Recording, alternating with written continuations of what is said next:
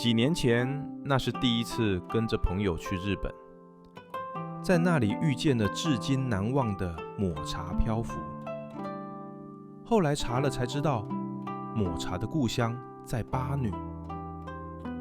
为了那一抹执着，决定一个人飞去九州，风尘独行，从鸟栖开始。凌晨1点多，我坐上了前往桃园机场的客运。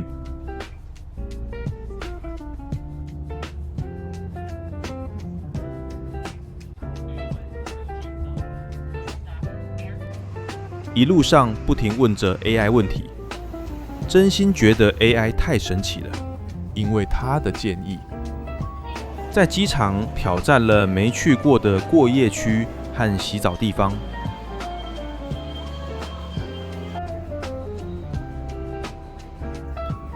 大概早上7点飞机起飞，不知道是不是太久没搭飞机，起飞时身体非常不舒服，状态很糟。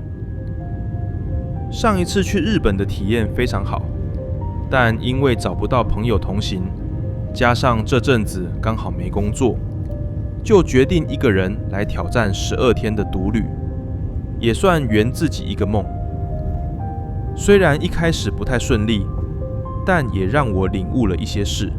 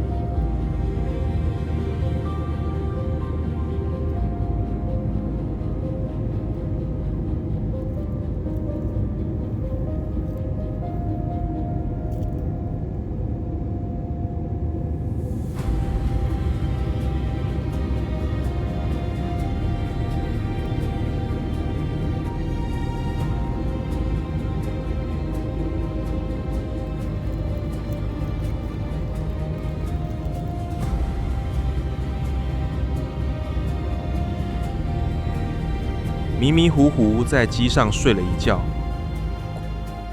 快抵达日本时，窗外突然出现一座让我惊讶的火山，非常壮观。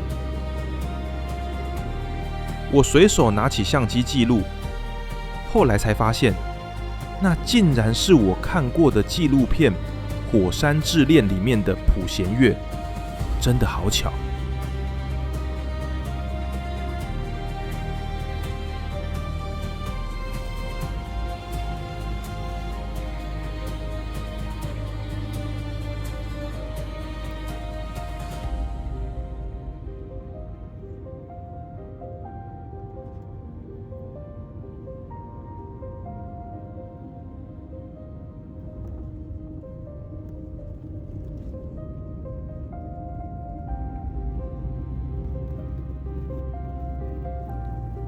终于踏上睽违已久的日本土地。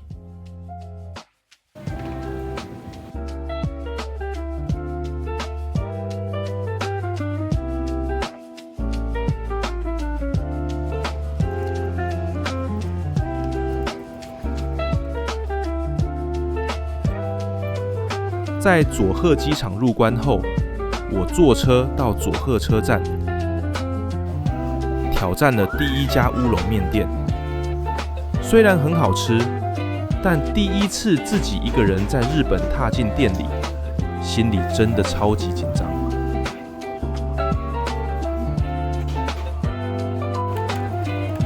接着搭电车前往鸟栖。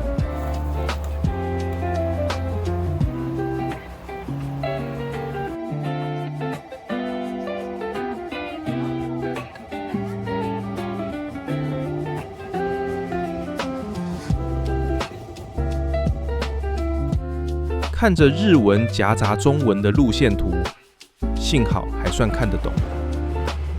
到了鸟栖车站附近，寻找一下饭店的位置，找了一下，还好有找到。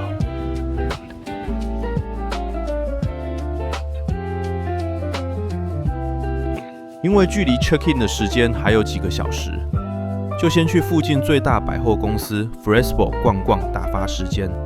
还记得当天到日本天气非常的冷，我受不了，跑去百货公司里面的大创买了很便宜的毛帽，紧急避寒。到了可以 check in 的时间，我到饭店之后输入密码进去大门，这里没有钥匙，只有数字密码，包括房间。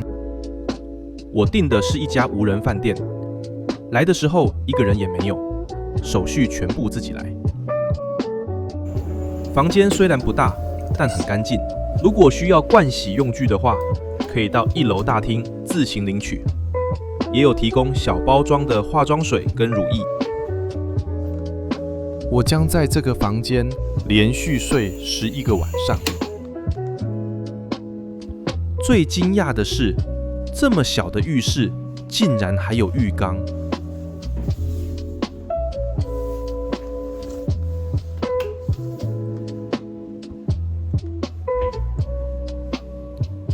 傍晚去大卖场买了打折的生鱼片组合，台币才200多块。虽然是已经打折了，但是吃起来感觉还是非常新鲜。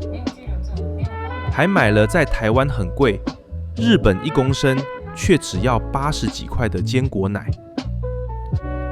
晚上无聊在车站附近散步，走过跨越铁路的天桥，这才见识到日本的夜晚其实很暗，没什么路灯。